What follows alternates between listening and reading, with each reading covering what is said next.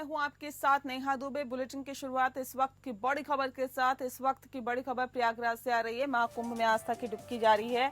महाकुंभ में श्रद्धालुओं ने बनाया रिकॉर्ड। अब तक 15 करोड़ से ज्यादा लोगों ने आस्था की डुबकी लगाई है। मौनी अमावस्या का महास्नान कल संगम से सड़क तक देखा गया और साथ ही आपको बता दें कि कल ये मौनी अमावस्या का संगम स्नान होगा। साथ ही श्रद्धा का रेला प्रयागराज में आयोजित महाकुंभ में आस्था की डुबकी लगाने वालों का आंकड़ा 15 करोड़ के पार हो चुका है और मौनी अमावस्या के मौके पर 8 से 10 करोड़ के आगमन की यहाँ पे उम्मीद जताई जा रही है और यह अनुमान लगाया जा रहा है कि 8 से 10 करोड़ लोग मौनी अमावस्या पर संगम में आएंगे और आस्था की डुबकी लगाएंगे। ऐसे में सुरक्षा के पुख्ता इंतजाम किए गए हैं। चप्पे चप्पे पर पुलिस की निगरानी हो रही है। बता दें कि श्रद्धालुओं की संख्या लगातार बढ़ती जा रही है। प्रतिदिन संगम में डुबकी लगाने और आध्यात्मिक पुण्य के लिए लाखों लोग पहुंच रहे हैं। स्नान पर्वों के दौरान ये संख्या करोड़ों में पहुंच जाती है। महाकुंभ में 40 करोड़ से ज्यादा श्रद्धालुओं के आने का अनुमान है। पिछले 17 दिनों में महाकुंभ में 15 करोड़ से ज्यादा लोग स्नान कर चुके हैं। इसी के साथ एक नया रिकॉर्ड स्थापित हुआ है। अब तक आयोजित हुए कुंभ मेले में पहली बार 15 करोड़ से ज्यादा लोगों ने स्नान किया है। मकर संक्रांति के दिन 3.5 करोड़ यानी 3.5 करोड़ श्रद्धालु पूज्य संतों और कल्पवासियों ने अमृत स्नान किया था। आलोक सिंह ज्यादा जानकारी के साथ हमारे संवाददाता सीधे हमारे साथ जुड़ गए हैं। आलोक, जानना चाहेंगे आपसे कि 15 करोड़ लोग अभी तक स्नान कर चुके हैं संगम में और कल क्योंकि मौनी अमावस्या है और ऐसे में क्या उम्मीद जताई जा रही है, क्या अनुमान लगाया जा रहा है, कितने लोग आ सकते हैं यहाँ पर?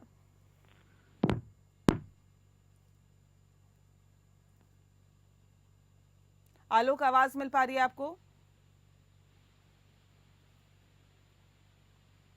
चलिए, संपर्क टूट गया। एक बार फिर से हम संपर्क साधने की कोशिश करेंगे, लेकिन फिलहाल आपको बता दें कि महाकुंभ में श्रद्धालुओं ने नया रिकॉर्ड बनाया है। 15 करोड़ जो लोग हैं वो आस्था की डुबकी लगा चुके हैं और 8 से 10 करोड़ लोगों के मौनी अमावस्या में कुंभ स्नान करने का अनुमान लगाया जा रहा है।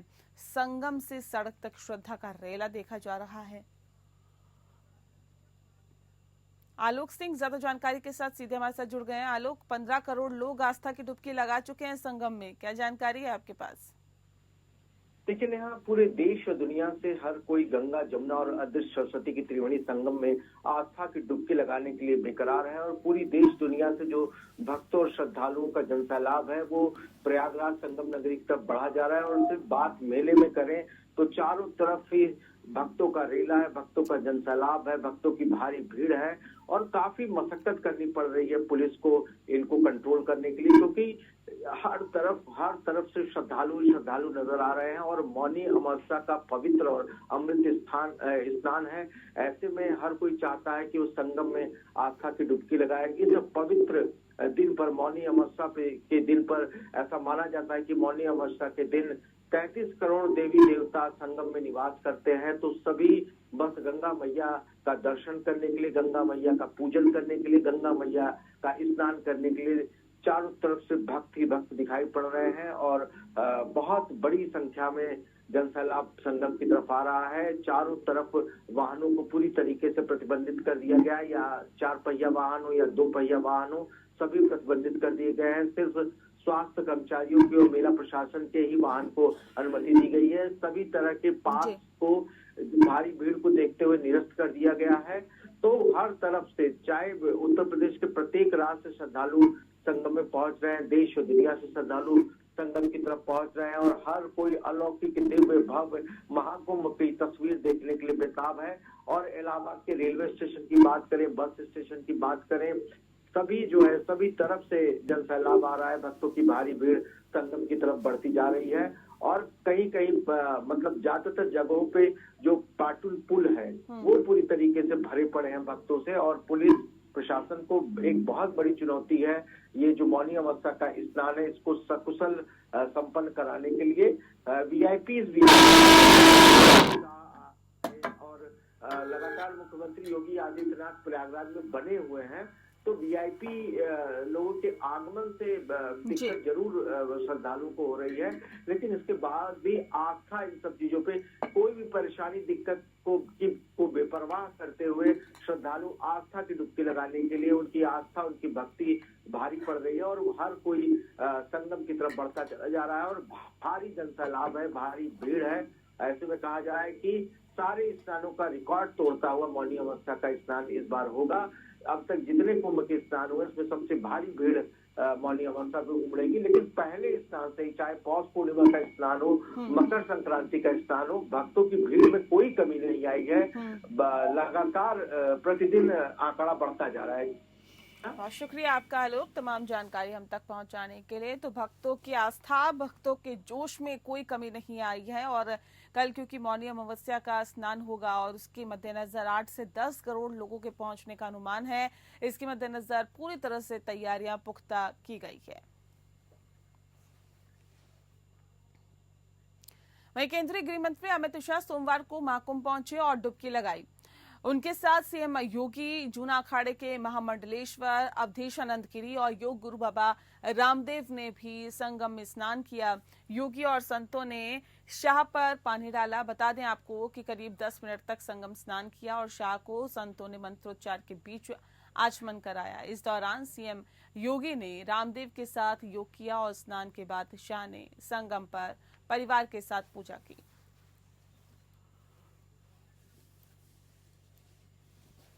तो बता दें आपको कि अमित शाह ने आस्था की डुबकी लगाई और इस बीच तमाम साधु संतों ने उन्हें स्नान करवाया, मंत्रोच्चारण कराया और साथ ही साथ अपने परिवार के संग अमित शाह ने फिर पूजा अर्चना भी की। और इस बीच एक और बड़ी खबर का रुख कर रहे हैं। इस वक्त की बड़ी और अहम खबर, यूपी के बागपत के बड़ौत में बड़ा हादसा हुआ है। निर्वाण महोत्सव के दौरान ही यह हादसा हुआ है। निर्वाण महोत्सव के दौरान सीढ़ियां टूटने से ढह गया मंच। हादसे में 5 मौत हो गई है, 75 श्रद्धालु घायल हुए हैं। उत्तर प्रदेश के बागपत जिले में ये बड़ा हादसा हुआ है। बता दें कि 5 की मौत हुई है जबकि 75 लोग घायल बताए जा रहे हैं। बागपत में भगवान आदिनाथ के निर्वाण लड्डू पर्व पर मान स्तंभ परिसर में बना लकड़ी से बना पैर ढह गया है। बताया भी जा रहा है कि इससे 5 श्रद्धालुओं की मौत हो गई है जबकि 75 घायल हुए हैं। मृतकों की संख्या में इजाफा हो सकता है। मौके पर भगदड़ मच गई कि एम्बुलेंस नहीं मिलने पर घायलों को ई रिक्शा में बैठाकर अस्पताल पहुंचाया गया। सूचना पर बड़ौत कोतवाली इंस्पेक्टर भी पुलिस बल के साथ मौके पर पहुंचे। मौके पर अफरा तफरी मच गई।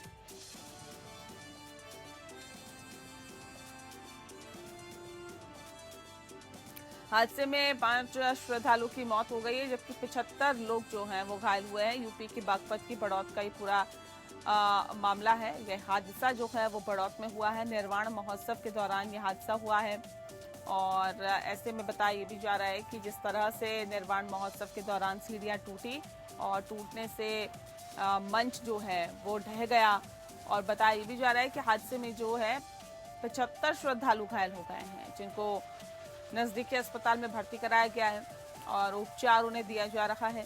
बड़ौत में ये बड़ा हादसा हुआ है।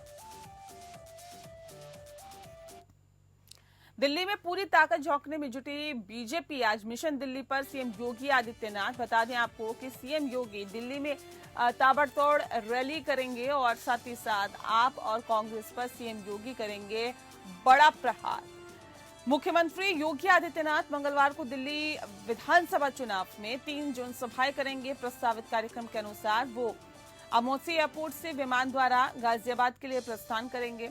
बताया जा रहा है कि वहां से वो 2:15 बजे नई दिल्ली मंगोलपुरी पहुंचेंगे और कला मंदिर रोड के प्राइमरी स्कूल में जनसभा को संबोधित कर पार्टी प्रत्याशी राजकुमार चौहान के लिए वोट मांगेंगे। इसके बाद जेजे कॉलोनी के शिव विहार में छठ घाट, डीडीए पार्क में प्रत्याशी डॉक्टर पंकज कुमार सिंह और इंदिरापुरी के बुद्धनगर मेन मार्केट में प्रत्याशी उमंग बजाज के समर्थन में भी जनसभा संबोधित करेंगे। आनंद सिंह विशेष संवाददाता ज्यादा जानकारी के साथ सीधे हमारे साथ जुड़ गए हैं। आनंद, जानना चाहेंगे आज सीएम योगी आदित्यनाथ दिल्ली में तमाम विधानसभाओं में अपना संबोधन देंगे। वहां से निकलने का क्या कुछ खास कार्यक्रम है? कौन कौन उनके साथ वहां से दिल्ली के लिए प्रस्थान करेंगे? बिल्कुल, देखिए नेहा, 5 फरवरी को वोटिंग होनी है दिल्ली में। और पिछले काफी सालों से अगर देखें तो 90 का दशक था जब आखिरी बार सरकार थी भारतीय जनता पार्टी की दिल्ली में। ऐसे में इस बार कहने की भारतीय जनता पार्टी को चांस लग रहा है कि दिल्ली में उनकी सरकार में वापसी हो सकती है। और यही वजह है कि न सिर्फ प्रधानमंत्री नरेंद्र मोदी बल्कि मुख्यमंत्री योगी आदित्यनाथ, जिनकी काफी डिमांड है पूरे भारत में, उनको प्रचार के लिए मैदान में उतारा गया है। और ये दूसरी बार होगा जब दिल्ली में जाकर मुख्यमंत्री योगी आदित्यनाथ प्रचार करेंगे। विकासपुरी में प्रचार करना है, राजेंद्रपुरी में होंगे, मंगोलपुरी में। आज मुख्यमंत्री योगी गाजियाबाद से पहले मुख्यमंत्री नेहा पहुंचेंगे और वहां से फिर दिल्ली के लिए रवाना होंगे। और शाम तक आज का कुछ कार्यक्रम ऐसा रहने वाला कि 3 रैलियां लगातार, एक के बाद 3 रैलियां मुख्यमंत्री योगी आदित्यनाथ दिल्ली में संबोधित करेंगे। बहुत शुक्रिया आपका आनंद, तमाम जानकारी हम तक पहुंचाने के लिए। तो सीएम योगी आदित्यनाथ 3 रैलियों को संबोधित करेंगे और दिल्ली में कुछ प्रत्याशियों के लिए वोट मांगेंगे।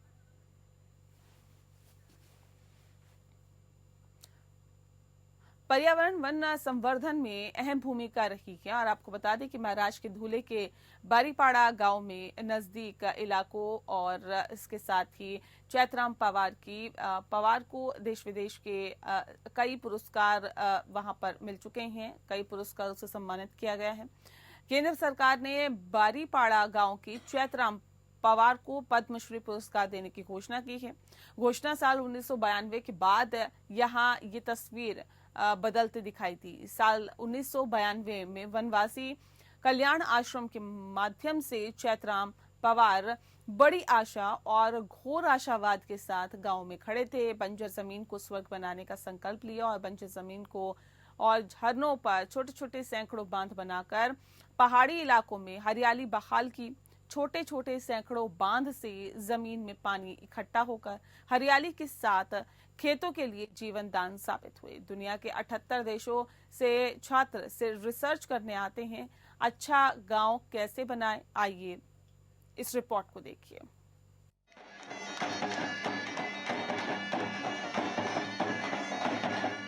केंद्र सरकार ने पर्यावरण और वन संवर्धन को लेकर धुले जिले के चैतराम पवार को पद्मश्री पुरस्कार से सम्मानित करने का ऐलान किया। तो आइए जानते हैं कौन है चैतराम पवार और किस काम के लिए इन्हें सम्मानित किया जा रहा है। बारीपदा धुले जिले के साकारी तहसील में एक सुंदर वन गांव है। 1992 से पहले इसकी स्थिति बेहद उजाड़ थी। यहाँ की जमीन बंजर थी। आदिवासियों और ग्रामीणों के पास पीने के लिए एक घूंट पानी तक की उपलब्धता नहीं थी। लेकिन 1992 के बाद ये तस्वीर बदलती चली गई।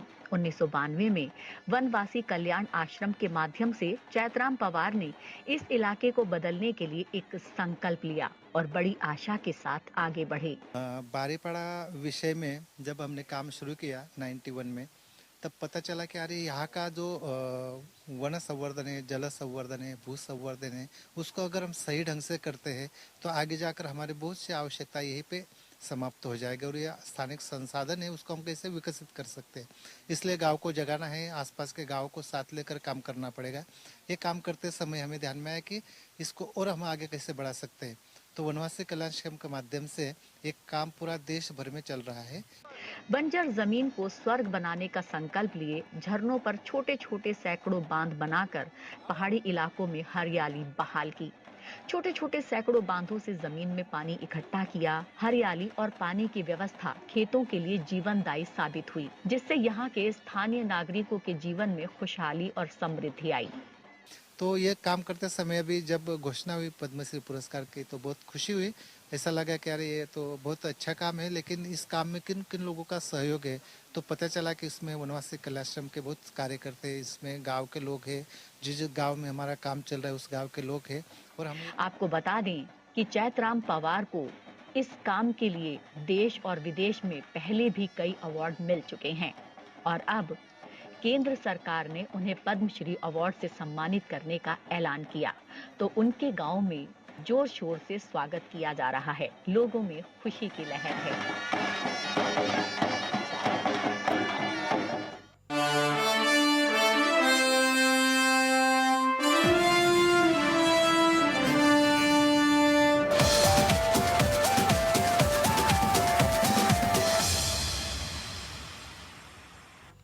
चलिए ब्रेक के बाद स्वागत है आपका। इस बीच एक बड़ी खबर का रुख कर रहे हैं। उत्तराखंड में आज राष्ट्रीय खेलों का आगाज है। बता दें आपको कि आज से हो रहा है 38वें राष्ट्रीय खेलों का आगाज। पीएम मोदी करेंगे राष्ट्रीय खेलों का आगाज और पीएम के साथ ही सीएम धामी और खेल मंत्री भी रहेंगे मौजूद। देश भर में 11,000 खिलाड़ी लेंगे हिस्सा। देहरादून में राष्ट्रीय खेलों का शुभारंभ हो रहा है। नेशनल गेम्स का शुभारंभ करने के लिए प्रधानमंत्री नरेंद्र मोदी देहरादून आ रहे हैं। प्रधानमंत्री के आगमन को लेकर पुलिस ने यातायात प्लान जारी किया है। इसके अलावा पुलिस ने सुरक्षा के पुख्ता इंतजाम किए हैं। पीएम मोदी के आने की टाइमिंग 3 बजे है, जबकि खेलों का शुभारंभ शाम 6 बजे होगा। बता दें आपको कि 6 जनवरी को उत्तराखंड के सीएम पुष्कर सिंह धामी ने नई दिल्ली में प्रधानमंत्री नरेंद्र मोदी से मुलाकात की थी और प्रधानमंत्री को उत्तराखंड में आयोजित राष्ट्रीय खेलों के लिए आमंत्रित भी किया था। इसके अलावा सीएम ने प्रधानमंत्री को मलारी, चमोली की शॉल और नारायण आश्रम की प्रतिकृति भी भेंट की है और प्रधानमंत्री के आगमन को लेकर पुलिस ने सुरक्षा कड़ी कर दी है। बता दें आपको कि कार्यक्रम के दौरान पूरा कार्यक्रम जो है कार्यक्रम स्थल और उसके आसपास 2 किलोमीटर का हवाई क्षेत्र को अस्थायी रेड जोन घोषित कर दिया गया है। योगेश सेमवाल ज्यादा जानकारी के साथ सीधे हमारे साथ जुड़ गए हैं। योगेश, 38वें राष्ट्रीय खेलों का आज से आगाज हो रहा है, क्या जानकारी है आपके पास? बिल्कुल, आपको बताना चाहेंगे कि प्रधानमंत्री नरेंद्र मोदी आज उत्तराखंड पहुंचेंगे। उत्तराखंड में राष्ट्रीय खेलों का जो 38वां राष्ट्रीय खेल है उसका यहाँ पर जो है वो शुभारंभ किया जाएगा। 10,000 से ज्यादा खिलाड़ी देश भर से आज पहुंचे हैं और पूरा जो है अगर देखा जाए तो क्योंकि उत्तराखंड के लिए गौरव की बात है और उसमें ही प्रधानमंत्री नरेंद्र मोदी का यहाँ पहुंचना अपने आप में एक उत्तराखंड का और ज्यादा सम्मान बढ़ाता है और इसी के लिए सरकार ने पूरी व्यवस्थाएं कर रखी है। प्रधानमंत्री आएंगे, वो 10 बजे जो है वो संबोधित करेंगे, माफ कीजिएगा शाम को 4 बजे जो है वो संबोधित करेंगे और खिलाड़ियों को और उसके साथ ही शुरू हो जाएगा उत्तराखंड के लिए जो अगर बात करें जो होने जा रहा है राष्ट्रीय खेल उसकी शुभारंभ हो जाएगा। आज बड़ी संख्या में वहां पर आप लोग भी पहुंच रहे हैं, मंत्रीगण भी पहुंच रहे हैं और प्रधानमंत्री के आने को लेकर काफी उत्साहित जो है वो स्थानीय भाजपा भी है। प्रदेश सरकार ने भी काफी तैयारियां कर रखी हैं इसको लेकर। जी, बहुत शुक्रिया आपका योगेश तमाम जानकारी हम तक पहुंचाने के लिए। तो जाहिर तौर पर अब प्रदेश सरकार ने काफी ज्यादा तैयारियां कर रखी है इसको लेकर, क्योंकि प्रधानमंत्री नरेंद्र मोदी आज का दौरा उनका है और राष्ट्रीय खेलों का शुभारंभ करेंगे।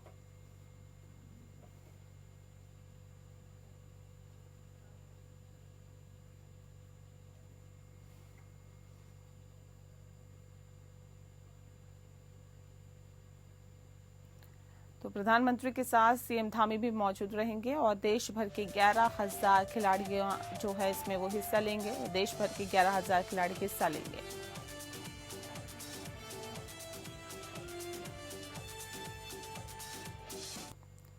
और इसी के साथ बुलेटिन में फिलहाल के लिए इतना ही। नमस्कार।